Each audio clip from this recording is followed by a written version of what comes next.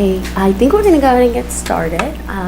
Thank you everyone. For those of you that don't know me, my name is Chandni and I just recently graduated from the department, or I will graduate in 10 days, in Family Studies and Human Development. So a lot of my work has focused on looking at sort of social attention, and I'll explain what that looks like in related to eye tracking, and looking at specifically with infants and infants who are siblings of children with autism. So my research interest has been along the lines of social attention and how that impacts communication, language development, and overall sort of their social communicative behaviors.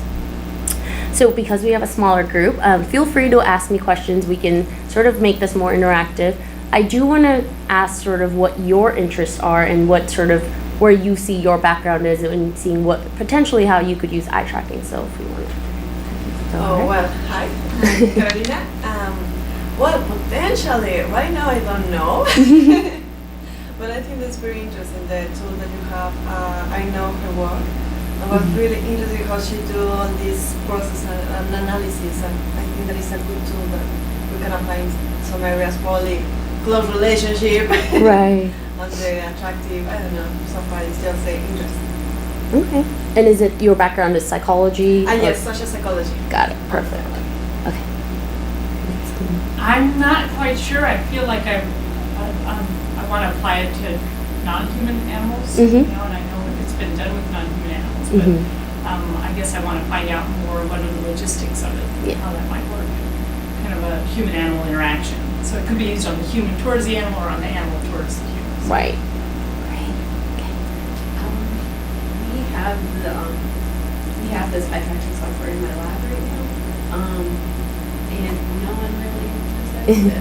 So, well, maybe that's not totally true. I definitely don't fully understand it. So I'm not really sure how I see it fitting into my research in the future, but I know we're gonna start piloting some experiments and stuff. So I wanted to get up to speed on how to use it. Yeah. And what lab is this? Where is it? I'm in psychology. Psychology. Okay. So it's like a risk and resilience lab. So we're going to be looking at vigilance and attentional biases with different racial and ethnic groups. All right. So all of this so far, all the eye tracking has been either previously done with all of the fields that you guys are interested in, or you can see that there's a lot of close sort of overlap on it.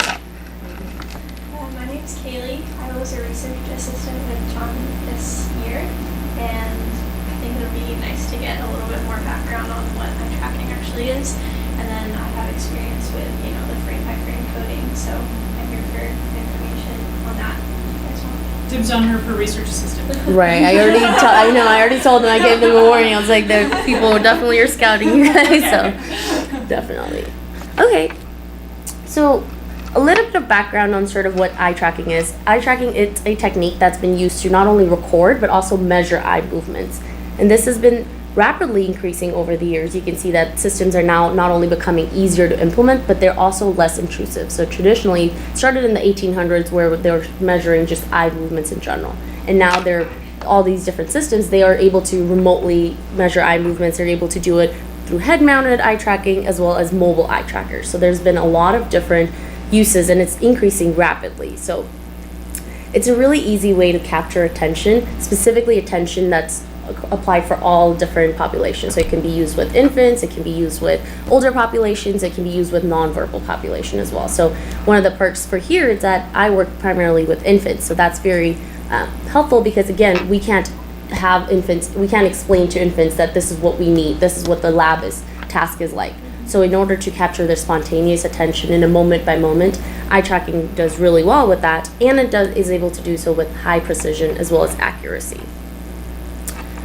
Here, visual social attention, this refers to the overt attentional bias. The only key difference here is the social aspect, which it tends to focus on looking at the bias towards orientation for people's faces. So specifically their emotions, how well they code other people's, not only their own gaze behaviors, but if I were to look over here, does the infant or the individual turn and look towards that? That's what the social aspect of it is. But overall, visual attention refers to this overt attentional ability. So how well are not only people focusing on a visual scene, but if they're looking around and they're shifting their attention. So as I mentioned, a lot of the fields that you have already come from, a lot of them apply eye tracking.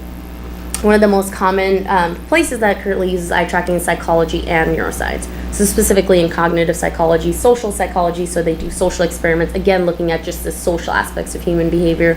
They do visual perception, which is similar to what we would do here, just looking at how long people are looking at something or what their visual perception is, their depth perception, things like that. The neuroscience and the primate and canine research. So again, Nancy, as you mentioned, they not only do it with primates, but they also do it with the primate-human interaction as well. And they have done a lot of studies with canine research. And this is specifically in infants, or not infants, individuals with autism, because they noticed that they do a lot of pilot projects where they do therapies with individuals with autism and canines. So in order to track the canines' sort of responses, they also use eye tracking. So it can be implemented with both aspects, not only just humans. And they also do infant and child research, like I mentioned, just because of the feasibility of it and being able to structure a task without having to explain, sort of be able to get the infant's responses. They also do it in clinical research, so looking at outcome behaviors, for example, looking at sort of scan patterns of children, mechanisms of how they look at certain behaviors within the visual scene can provide indicators for Alzheimer's, schizophrenia, and other autism-related studies. So they also do it with looking at outcome interventions for seeing whether there are changes in social behavior, for example, or communication behavior. There's also marketing consumer research, which is the second most popular place that eye tracking is used. And this is through sort of more engineering techniques. So engineers want to see that when they market something, how well are people receptive to it? How well is the product being accepted? So they do a lot more consumer research. And a lot of it is online as well. So seeing if they market something via online tools, how well is it being perceived by a wider audience? And then user experience and interaction. This is sort of more towards head-mounted eye trackers, where within the ecological setting, so within someone's home, how well are they interacting with other beings? How well are they interacting with they also do this with robotics, so you're seeing how well they interact with robots and seeing how that response goes. Human performance, so this is in sports, seeing how well eye tracking, so this could be through the eye tracking glasses. You can see how well the performance changes are, where they're focusing on, improving strategies through that. And then finally, education, using it sort of on a large scale setting within the classroom. So just in a classroom setting, where are children, where are individuals, teachers focusing on their visual aspects and things like that. So overall, in order to understand eye tracking, it is important to have a little bit of background of how the visual system works and how we can understand not only just the visual system, but how the eye is interacting with it as well. For the purposes of the eye tracker, the eye movements have three main functions. First, there's an interesting information that's placed on your fovea. So whatever we find interesting, that gets placed on the fovea. The way we measure that is through fixations and saccades. Fixations, that is called the gaze point. That is the one individual fixation, is just where a pause of the eye movement on a specific area of interest, or just something that's interesting to us gets placed on the fovea, and that's called a fixation. Saccades, on the other hand, are the rapid eye movements that take place between the fixations. So if I were to shift from this object to now this, the change in between are what you can also measure, which are called saccades. This second main function for eye movements is looking at sort of the image remains stationary on the retina. So not only is it interesting, but it remains on the retina. Once it remains on the retina, this is how you can measure sort of despite movements in the head. So if you're looking around, or if the object itself is moving, that image remains on this retina, and that's called smooth pursuit. That smooth pursuit is a tracking of an object that's moving. Even though the object is moving, you're still perceiving as the object moving, but you're not moving with it. So sort of smooth pursuit is tracking small objects or moving target within a visual field. And then finally, it's preventing, another main function of eye movements is preventing stationary objects from fading. So now that it's been placed on the fovea, you find the interesting object, you see that it's either stationary or moving, and then you prevent it from fading away. Because as over time it gets more exposure, your eyes start shifting and you start realizing that that's becoming more peripheral vision as opposed to more foveal attention. So you can also measure sort of time to how long it takes before that image has disappeared. And those are done through microsaccades. So again, not even how in between those fixations, but how long does it take to change the different images, the tremors, and then the drift. Drift is, again, I'll explain that in a little bit more because it's part of how the accuracy of eye tracking is. So eye tracking, you need to consider that there are different if their image starts to drift, that means either infants are falling asleep or things like that. That also impacts how well the eye tracking is calculating a fixation itself. Any questions about these 3 functions? Yeah. How, like visually, when you're looking at the eye, how does a microsacod differ from a sacod? Like, can you tell just by looking? Is it just like a smaller movement or something? It's more so how the eye tracking captures it. So we would not be able to do, unless we start doing micro sort of frame by frame analysis. Okay. Then you can see the more subtle gaze shifting patterns. Like the software picks up those different. Exactly, and that's why it's important, because that's how it connects. I'll show you the seconds of how quickly it records eye movement data, but those microsacods do get picked up by the system to recognize, because it picks up, again, for the reason if the eye is drifting, we won't be able to tell, but the algorithm processes that there's been a drift, and it sort of connects the dots in between that it's not recording. So, yeah. Okay. Another thing that's important to remember is that the eye and the visual system, there is a limited sharp field of vision. So what we perceive is a lot less than what actually is being coded by our visual system. So we only perceive what's in our main fovea, what we get placed on the retina. However, the visual system, it really registers everything that happens in the visual scene, but it only records what we see on our main retina and fovea. Another thing that's important to note is that eyes are very slow at registering changes in images. So for example, if you show lots of rapid stimuli, such as pictures that are moving constantly, the eye takes quicker, it recognizes the changes, but it still needs about 80 milliseconds of seeing a new image before it registers that this is different than the previous image. So the eye, even though for us, for the naked eye, we might not be able to capture those changes, the eye tracker does recognize that there has been a change, and it processes that registration of change. Eyes also need time for the image to disappear from the retina. So once that eye is placed on the retina, you notice that there's a time difference before they disappear from the retina. So you could still see something that's here on this peripheral vision, and that's what the retina takes. It takes longer for that image to disappear. So talking more about the peripheral vision as well.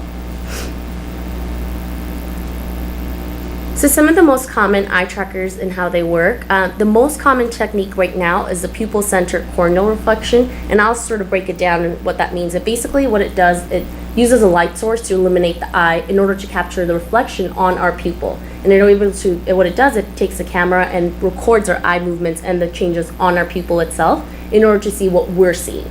And that's the sort of foundation of where most of these techniques arise from. Like I mentioned, there are a lot of different types of trackers, including screen-based trackers. These are ones that are just on a computer screen. At the bottom, they have eye tracking system itself, but they're mounted on a table or similar, not really intrusive for the individual. And then you could also have wearable or head-mounted eye trackers. This could be either their head-mounted eye trackers where they're placed on the head itself. Now this provides a lot more sort of ecological validity, because you can take the head-mounted eye tracker and place it in any specific setting.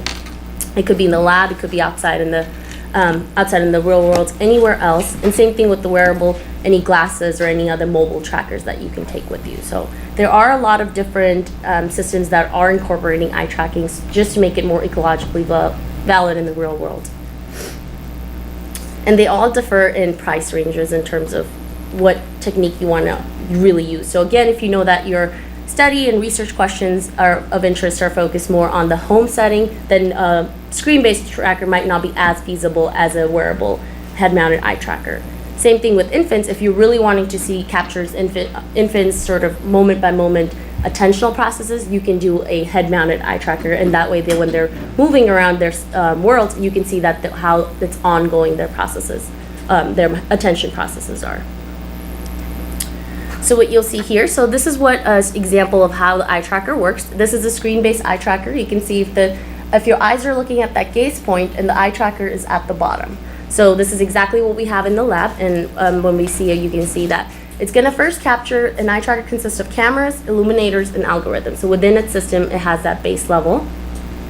The illuminators then create a pattern of near-infrared light on the eyes. So this is when they shine a light on the eyes, and then the cameras take high-resolution images of the user's eyes and the pattern. So as you start processing your incoming visual scene, the eye tracker captures that. It illuminates the pupil and tries to capture what exactly are you seeing.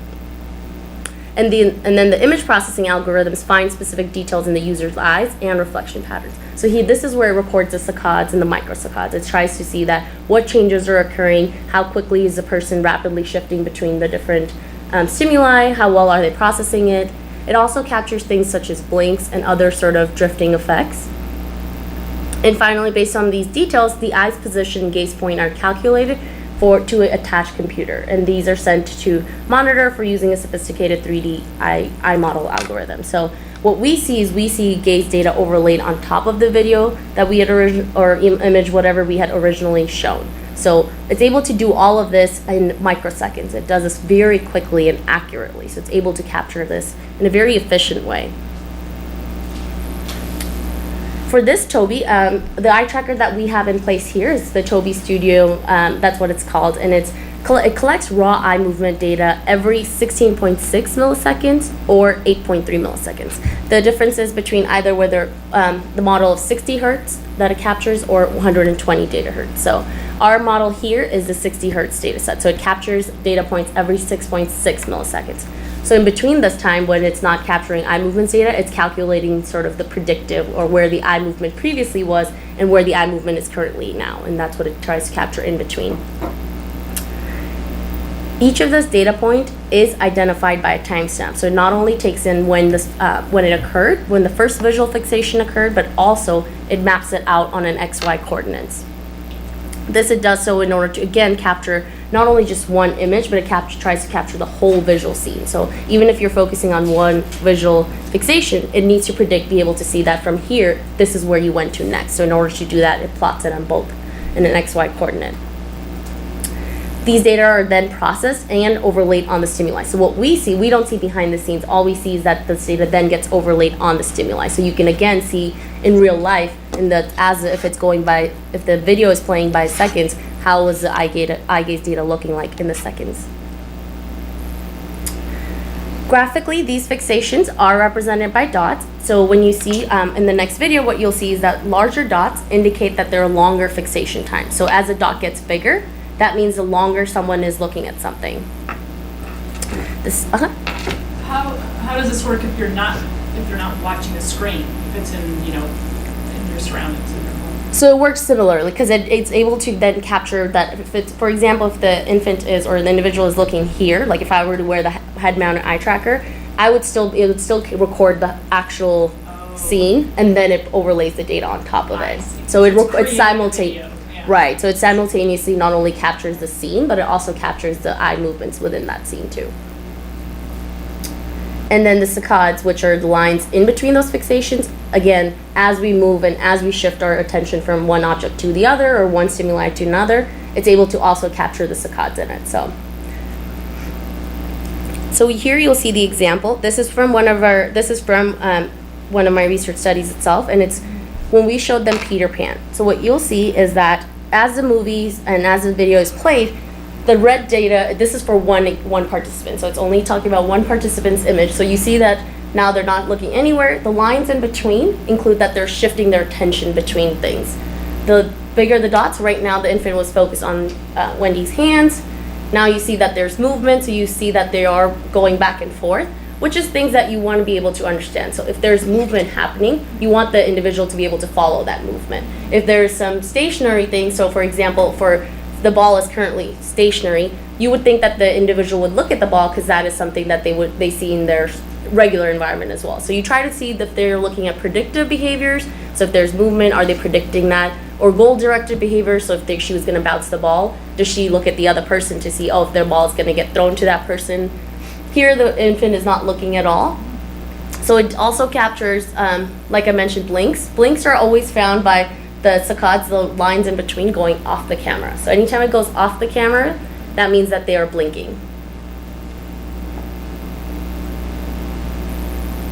In this video particularly we also have a distraction in place. And then it goes on to the next video. So for my study purposes, I had 2 different videos that were shown to them, and with the distractor in between.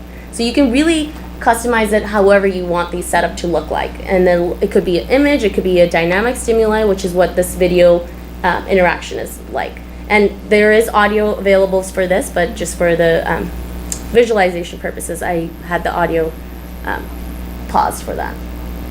But again, as you can see, they are shifting back and forth. There's, you can see that there's focus on a lot of different aspects of the environment. So if the visual scene is really busy, you could again capture, if that's one of your research interests, you want to see how well are they focused on certain items, how well are they focusing on the overall scene, things like that. Here, this is more exploratory because it's a dynamic stimuli. There's a lot going on. So you could really try to understand overall what is it that they're focusing on.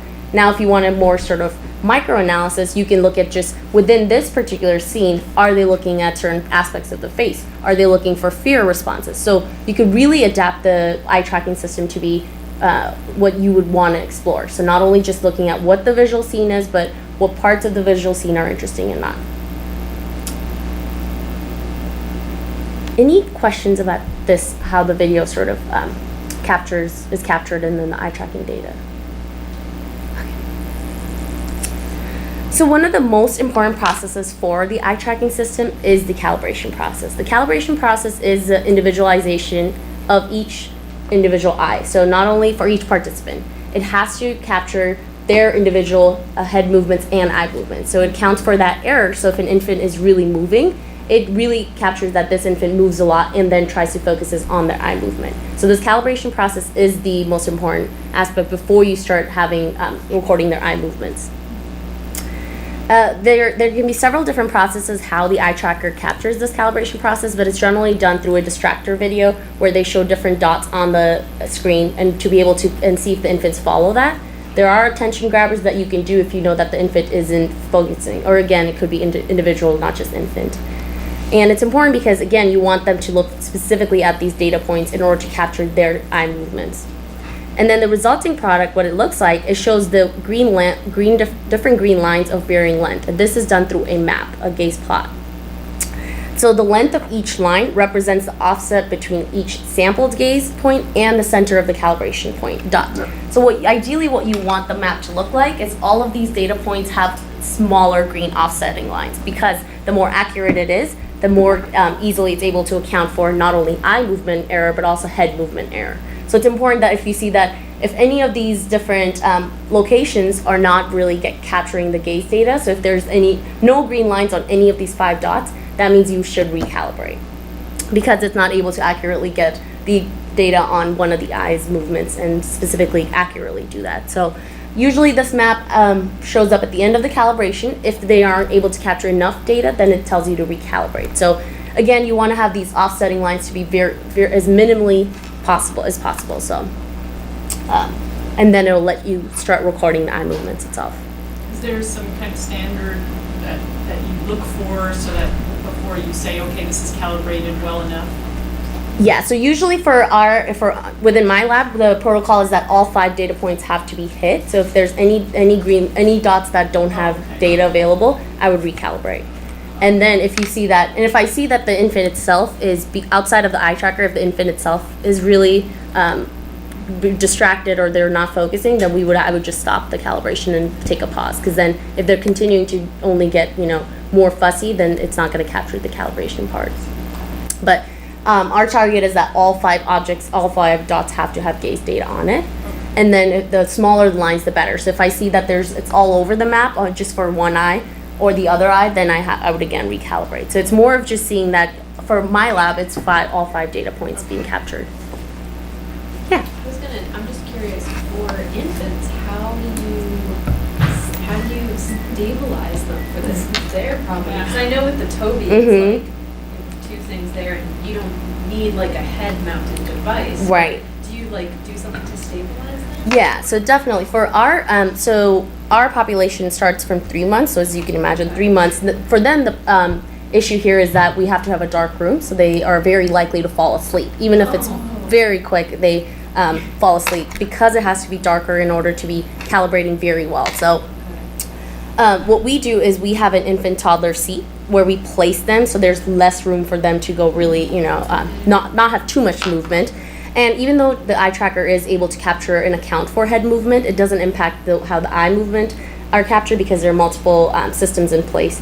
However, we again try to restrict their movement by putting them in the infant toddler seat, and then also we have a distraction. We have a little frog that we tell them to sort of focus on. But again, these are a little bit older, like 6 to 9 month old infants, because then they can visualize the frog being right on top of the monitor itself. So you can, so we can tell them. So and we also tell the parents that just don't have them like purposely focus on that frog, because then they'll miss the things on the screen, things like that. So there are certain things that you can do within your lab setting itself. So restricting a lot of movement by just physically placing them in front of the computer, having them sit on the parent's lap also works, but then sometimes that also introduces new biases, because then you have the parents, they might be moving and then they might tell the child to look at somewhere, then things like that are also introduced. So you have to really structure the lab setting to be able to capture this, especially for screen-mounted monitored eye trackers. And that's one of the limitations, as well as because you can think if the child is moving a lot, then it might not be able to capture that whether they're looking off the screen.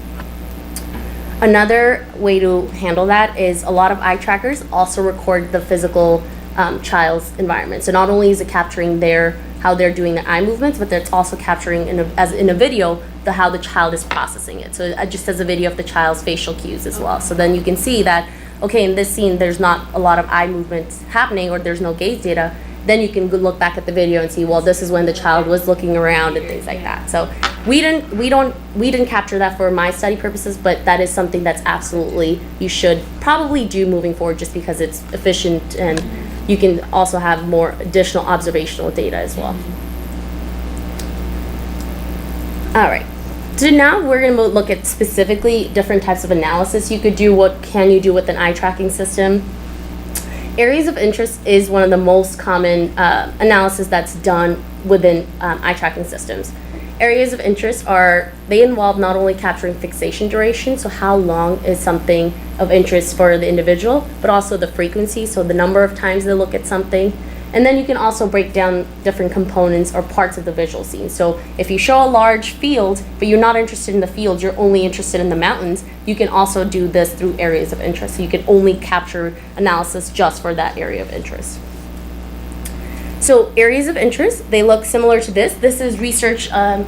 The researcher conducts this. So I created areas of interest just for visual purposes. I created an area of interest for eyes, and then mouth and chin. So you can have this be standardized for what your research question is. So you can do it, if you're not interested in that, you can do hair, you can do background scenes. Again, it's really meant to be, or you can capture the whole visual scene. So I could do all of this as an area of interest and create a larger block or area that I would create. Mm-hmm. How do you determine the size of that area of interest? Is there like a specific method to saying, like, this far away from the center of the nose or something? Right. So because for us, we were going to do microcoding where we're going to do frame by frame analysis. We wanted to account for that it's really standardized across moving stimuli. So if you use a moving stimuli, that's also a very difficult task to get the areas of interest. And right now you can copy and paste the areas of interest. So if I were to create that this is the height and width of that particular areas of interest for the eyes, I would make sure that is across the different dynamic studios. So as the video moves, my areas of interest are also moving with it. You have to do that every frame? Yep. So it is difficult. And so to be fair, Toby did not have that moving areas of interest. So at first you could not do dynamic stimuli, but now that it has it, it still is, that's unfortunately the only way you would have to capture. But you can standardize it by just copying and pasting the areas of interest, but you still have to do that frame by frame. So yeah, it's a pretty long process. It's a lot of data and it provides a lot of useful information. But again, because I wanted to use dynamic stimuli, it does bring an extra sort of level of complexity. Another example of this is for Peter Pan. Again, I wanted to capture sort of other places that infants are focusing on outside of the human face. So looking at the background, were they interested in the bricks that is there in that visual scene? Were they interested in the object of the ball? This is something that was used for me and useful for my research questions, but again, you can sort of personalize this and customize it for what your research goals are. Another neat thing for the eye tracker and the areas of interest is that it's able to group things together. So for example, you'll see that the background is grouped together. So any area of interest that they focus on, whether it's background 1, 2, or 3, it can be grouped together for analysis. So if I were to look at just this particular background on my left, or on your left, I can see that this I can individualize it to just giving me data for a background too. Otherwise, I can see overall background scene. I can group it together to just show background. So, and for this case, if I wanted to just look at human, not just Peter Pan's eyes, but just overall eyes, I can again group Peter Pan and Wendy's eyes together as one data of interest. So, any questions about the areas of interest part? Okay. Other important things that you can get from the eye tracker itself are gaze plots. You know what? Yes. Yeah, please. I was thinking that you were using the portable on the head. How can I manage to indicate the areas? Because I'm thinking about this, an athlete that is running. How can I get all this area? Probably he's looking to this, the right side of the track, of the people. How can I get that visual areas? Right. So in that case, it might not be as beneficial to do areas of interest, but you would do more of sort of measure to something. So how long does it take for the athlete to go from point A to point B? So measuring that index of sort of like, you would do that as opposed to doing areas of interest and breaking down the scene. Or areas of interest are only beneficial if you want specific parts of the scene, or if you're interested in looking at this specific, how long do they look at this specific area or this specific object. So it's meant to look at smaller frames within the whole visual scene. But if you're interested in the athlete is wearing the head mounted or glasses, you would not do areas of interest because you want to do more focus on overall sort of just their speed, or maybe it's their speed or how long they're focusing on this particular individual player. If you do that, then you would just follow the individual player. So you would just draw a big circle around the player and then have that follow throughout the scene. Then the tracker is also recording outside. Yes. So the tracker automatically records something. This is after the analysis. So after everything's recorded, then you can break down the sample of that gaze data and break it to specific parts of it. Yeah. All right. So gaze plot. So you can really, again, explore not only the structure, but the development of gaze. So how quickly is the gaze changing? How long does it take till the next fixation? So you can do that through gaze plots, heat maps, and scan plots. The fixation analysis is what I just talked about, which is the areas of interest. A heat map, it's a visual way. It sort of allows researchers to investigate the structure of the attention and distraction in different scenes and visual displays. Because sometimes you might want to see if a distractor is introduced, how well does it infant process the original stimuli? Does it still recognize that a new change has occurred? Things like that. So for a heat map, different colors show the amount of fixation. So it really shows not only where the fixation is, but the number of fixations. Red indicates that this is the highest number of fixations and it's the longest time. And I'll show you what that looks like on the next slide. And green means that there's the least number of fixations. So it's a gradient where it goes from green to red being the highest number of fixations and green being that there is fixation, but it's the least number of fixations within a particular scene.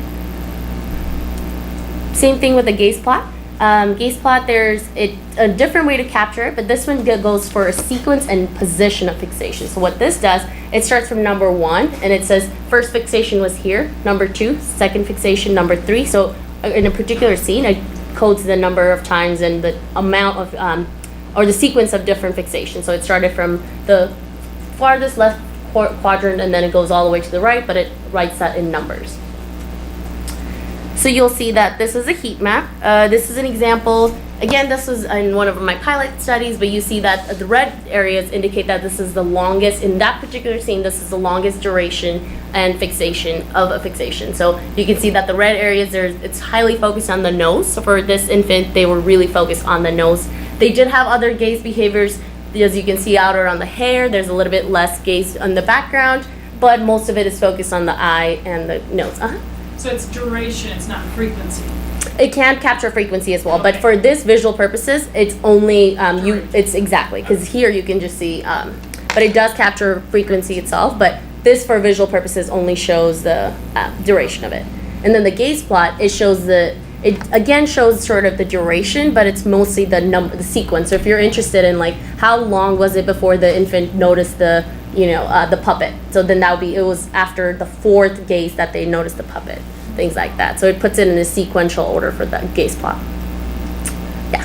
So are these just different ways to visualize the data, or are there like different data analyses that you can do with each type of map? Both. Okay. So usually for most heat map and gaze plots, they are done for visual purposes, for example. So I can look at this and see that, oh, there's a gaze that's focused on certain parts of the face, but I can't do that. I can't tell you statistically.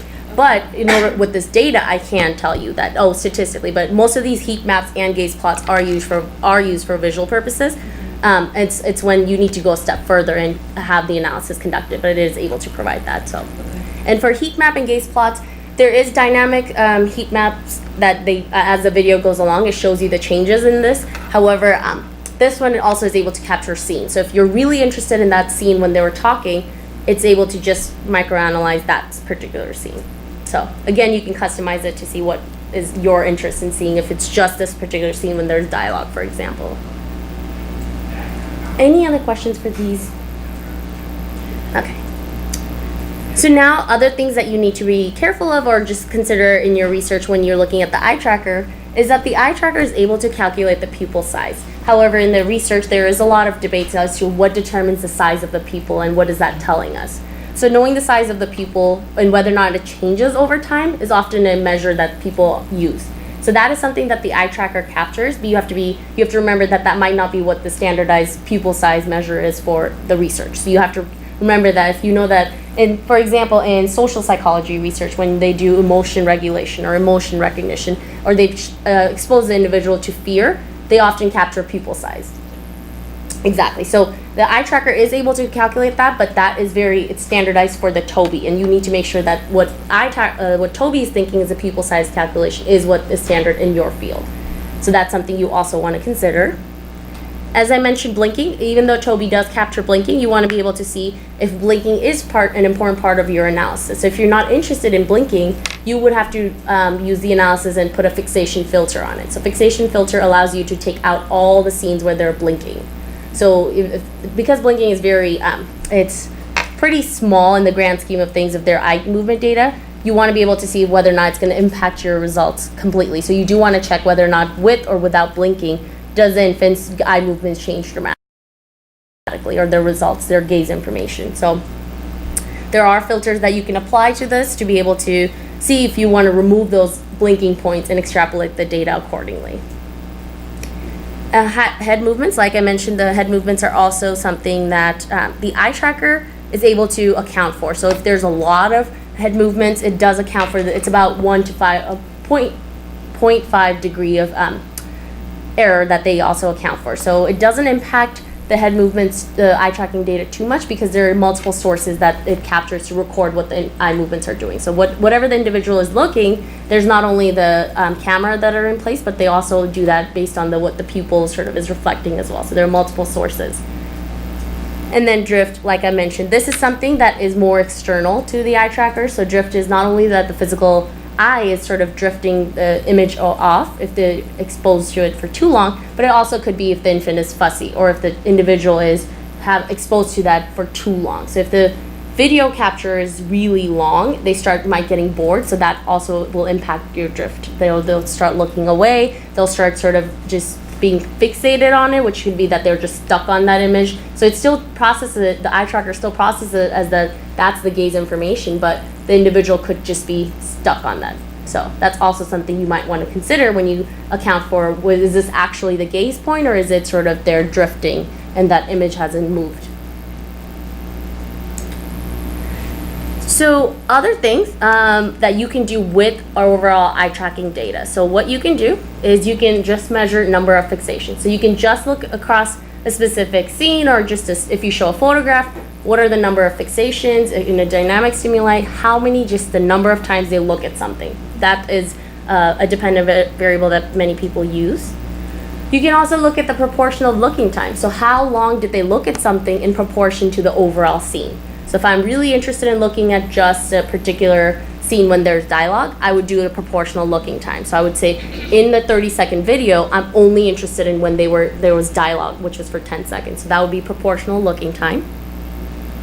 And you can look at average duration of fixation. So across the whole stimuli, what was the average duration for, let's say, faces or body movements or other sort of areas that you were interested in. You can also do scan pats. Scan pats are looking again at just the saccades and the gaze shifting behavior. So how well are they scanning a particular scene? How well are they scanning different movements? How well are they scanning other habituation and other factors? You can also do fixation analysis via AOIs. Again, this is the areas of interest. You don't always have to use areas of interest, but through areas of interest, it'll give you specific parts of analysis or within the visual scene, the components of the average duration or the fixation, number of fixations and such.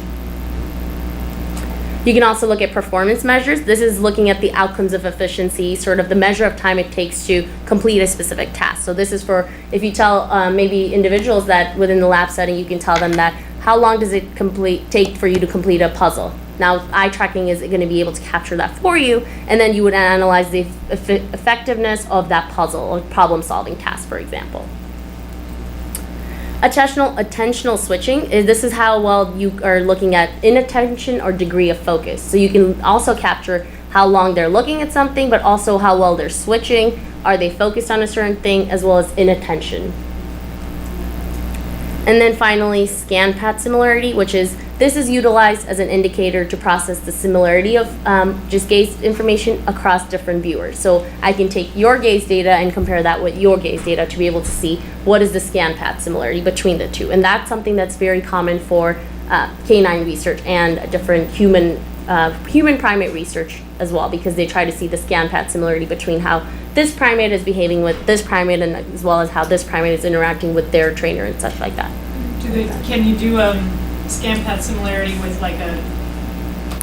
get an overall kind of mean scan path and how this individual compares to the mean scan path or something? You can absolutely do that with the standardized sort of just that this is the measure of on average what people or primates might focus on, and then compare that with the similarity of this particular individual or primate. Yep. Okay. And so using this outside of the Tobii Studio, you can also take this aggregated data, so all of this fixation data, you can also export that into MATLAB, which is, again, it allows you to create different plots and standardize how you want to be able to create different measures. So again, if you're looking at proportion of interest or proportion of looking time, you can really break that apart and take that for not only particular parts of the scene, but particular timing. So it's able to map out that data. It requires a lot more coding into it, so you would take the eye tracking data and then code it into a different software. And each of these are available for additional sort of very expensive pricing. And then there's iLink. Again, iLink is another software that you can take this eye tracking data and be able to utilize it for what your outcome of interest is. So you don't only have to use what's available in Tobii, but you can take it further. Clearview, that's, again, it's a little bit older model, but it's another coding software that you can take it and be able to utilize the eye tracking data into more microanalysis. And then Noldus behavioral coding software, which is what we have here. That is also something you can use the eye tracking data with, and all of these softwares have built-in systems that are that overlap the eye tracking data well. So they are meant to export the eye tracking data and work well with that software. So each of them have their own nuances, but they are compatible. So they have inbuilt compatibility for different eye tracking data. For the Noldus behavioral coding software, it is a lot more focused on qualitative and observational data. So that is something that if you really want to focus on more of the quantitative aspects of eye tracking, you would definitely go with the first two. And Noldus, like I said, if you have observational data, that would be a good place where you would use the sort of where you have head-mounted eye trackers. So where you have the whole ecological setting, and out in the real world, you can use that with, well, not only is infant behaving with what they're focusing on, but how well are they interacting with their caregivers, for example. And that could be something that you would further analyze in Noldus. So some limitations for how the eye tracking itself. Again, you have to remember, besides the actual software, their limitations, there are implications for generalizing across different neurophysiological systems. So when you, just by looking at eye tracking data, you have to be careful that the conclusions you draw from the oculomotor systems might not be directly translatable to their sort of emotional systems and how they're doing the underlying processes for fear example. For you see that this child shows a fear response, but it's really hard to measure that and implicate that towards other neurophysiological systems without the supporting data. So without simultaneous measures of brain functioning. So you can't claim that this eye tracking data is able to prove that this is exactly what the underlying processing is. That's what we are expecting it, and that's what we're showing, that it says that when they're focusing on this, this is where the visual system's focusing, but you cannot, you have to be careful generalizing that for brain functioning, or saying that this is how the infant is processing other aspects of the stimuli. And then there's also, through the use of eye tracking, there is an assumption that attention is intrinsically linked to overt foveal gaze. Now again, this goes back to the idea that just because an infant is focused on something that appears on their fovea, doesn't mean that they might be actually focused on that. That could be just that they are stuck on that image, for example, or that they might be just happen to just get stuck on there and not move to the next scene, or they might not be just able to capture all of the other parts of it. So there is an assumption that the eye tracker makes that attention is intrinsically linked to what we see in front of us. Okay, so some resources before we sort of take a break and go to the lab itself. There are a lot of trainings available, so there's, especially because it's become so popular to use, there are a lot of trainings that Tobii has available. It starts from having an online initial training, so having a 2-hour virtual interactive session, as well as having a pro onboarding session. This is a 4-week online program that you sort of, all of these are have a monetary value attached to it. So it does provide an onboarding where they take you through a virtual reality of how to process the different, how to work with the eye tracker that's in place in your lab or in your university. They also have webinars and courses. This is in the Netherlands, so if you are able to travel, they have the main site in the Switzerland and Netherlands, and they do on-site courses as well. Again, there is a price involved, but all of these resources are available should you wish to really make that your main focus. Tobii is also present at a lot of different conferences. For a lot of psychology conferences, a lot of autism-related conferences, you will always find a Tobii representative there. And if you have familiarity with, if you already have a Tobii in place, they can always provide you some useful information or some aspects if you're really wanting to say how you can use the eye tracker in a different way. And then finally, they do also have workshops from time to time. Again, the locations of it change, and they depend on what the demand is. You can also request a workshop to happen. The latest workshop that they have is looking at the eye tracking data analysis in R. So taking how the eye tracking data and how you can manipulate it within the R coding system or software, statistical software. And so there are other things on the Tobii website itself that you can really use, but like I said, a lot of the information they're happy to have provide to you. My representative for the Tobii has been Ian Christensen, who's no longer there. He's now he's in a different location, but anytime that I've needed help, I've called them, and they've been really helpful to be able to say, I don't know why my eye tracker might not be working, or might be some kind of system issue that's specific to Tobii. They're always there available to help, so that's also beneficial for them. And then if there are any questions, you can always feel free to contact me. Like I said, it's different for how you individualize it for your research purposes, but if you can always reach out to me and see if you have any questions or anything. Of course. Any overall questions or any sort of thoughts that you might have? Anything else? Yeah.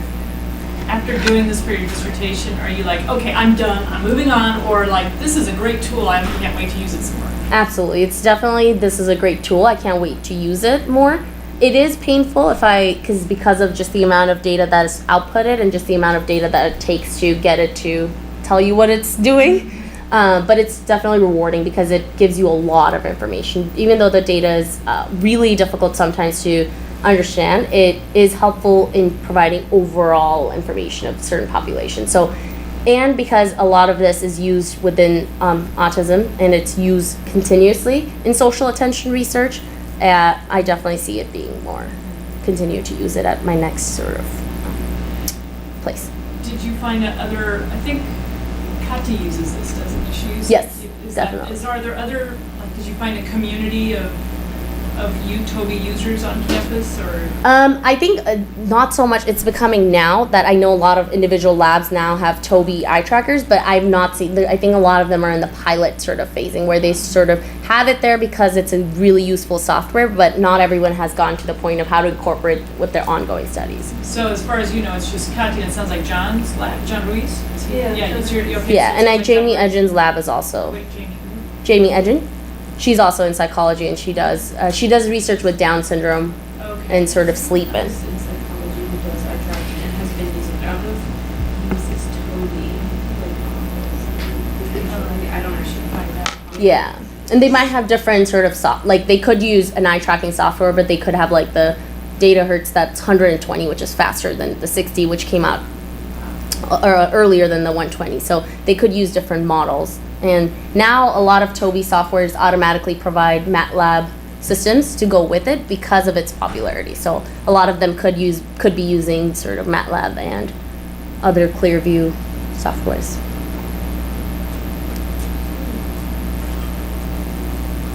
But it's definitely there's a lot more potential to use in collaboration specifically because a lot of, you can, now mostly you see in the field that it's not just used alone, it's used always in conjunction with some physio or electrophysio measures. So either they do electroencephalography or with eye tracking, or they do other physio measures, especially with sort of social behavioral research. They do a lot of looking at heart rate alongside eye tracking. That's what we're trying to.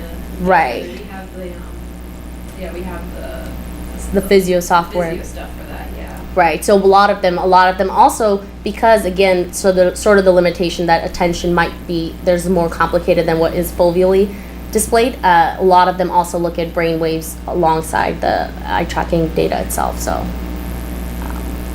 so most of it, if I would suggest that if you do incorporate it, you want to be able to have some sort of aspect or collaboration with someone that is using some other physio measure alongside eyes, because right now the way we use it, eye tracking is a sort of an endophenotypic measure. So it's a phenotype because eye movements are behavioral based, but it's also an endophenotype because it has implications for it's telling you attention processes. So otherwise you want to be able to have a biological marker if you use it with the brain functioning, for example, or specific other physio measures. And it doesn't have to be physio, like I said, it could be observational as well. Anything else? So it's what we can do next. I was going to show you just a demonstration of how it looks like in the lab itself. Felice did mention that maybe if we take a break, so if you guys about 5-10 minutes, and then we can meet in the Ling lab while I just start setting up the Ling lab.